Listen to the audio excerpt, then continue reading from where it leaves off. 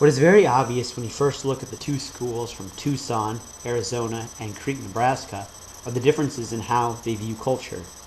Crete citizens seem to be fairly comfortable with the diversity that has recently happened in their town, not just in the school, but in the community as well. Evidence of this would be the Hispanic shops that have started to flourish downtown, and the fact that the school has hired a bilingual counselor to assist Hispanics in need. These changes are marks of a multicultural education. This is due to the cooperation between the ethnic groups of the town. The Tucson High School paints a different picture. In this school, there are ethnic classes that Hispanics can take, but they were cut out of the curriculum when non-Hispanic community and school leaders deemed them un-American.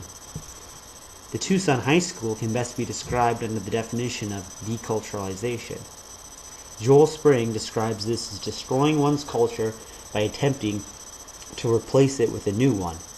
That is exactly the case in Tucson, as in Hispanics were not allowed to express their heritage by studying their culture and expressing their own traditions.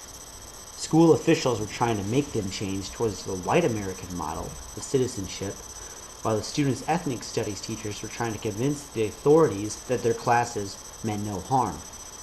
I think of Samuel Huntington's article when I think of the non-Hispanic administrators and how afraid they were of the changing demographics within the Tucson area.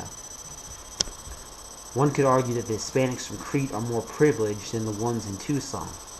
The video showed that the Crete faculty was not alarmed if there were large congregations of Hispanic students doing the same activity, while in Tucson, an image like this would raise suspicion.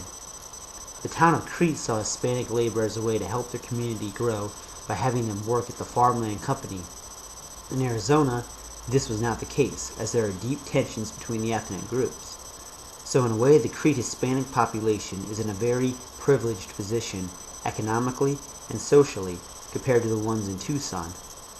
The main problem that affects Tucson is the differences in how the administrators run things as opposed to the ethnic studies teachers. The administration reminds me a lot of the movie Where the Spirit Lives, and on evidence cited in Joel Spring's book. The Tucson administration was trying to teach Hispanic students a culture and history that was not their own. This type of schooling was what we did to Native Americans in boarding schools as well. However, the La Raza teachers had the opposite view. Their belief is that one should be educated in their own culture while also coexisting with another. This reminds me a lot of Leonel Soso's idea of an Americano dream, where European and Mexican cultures can coexist together.